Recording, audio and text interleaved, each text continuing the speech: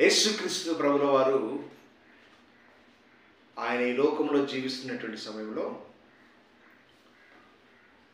శిష్యులను చూసి శిష్యుల దగ్గరికి వచ్చినటువంటి ఒక ఆయన తన కుమారుని తీసుకొని వచ్చాడు.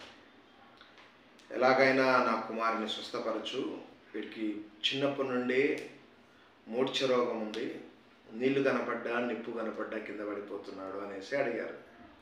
శిష్యులు ఏదో ప్రయత్నాలు చేశారు కానీ బాగు చేయలేకపోయారు. నెక్స్ట్ డే యేసు దగ్గరికి తీసుకొచ్చారు. తీసుకొచ్చినప్పుడు యేసు ప్రభు ఆ తండ్రిని చూసి, ఎవరైతే అనారోగ్యం చేత ఉన్నాడో ఆ కుమారుని యొక్క తండ్రిని చూసి, నేను బాగు చేస్తానన్న నమ్మకం నీకుందా అని అడిగాడు. అప్పుడు ఆయన అన్నాడు, నాకు అపనమ్మకం కలగకుండా నువ్వే నాకు సాయం చేయనేసి యేసు ప్రభు బతిమలాడాడు. అప్పుడు యేసు అన్నాడు, నమ్ముట నీ వలన అయితే నమ్మువానికి సమస్తము సాధ్యమే. ఈరోజు నువ్వు నమ్ము, దేవుడు నీ జీవితంలో గొప్ప కార్యాలు చేస్తాడు. ఆమేన్.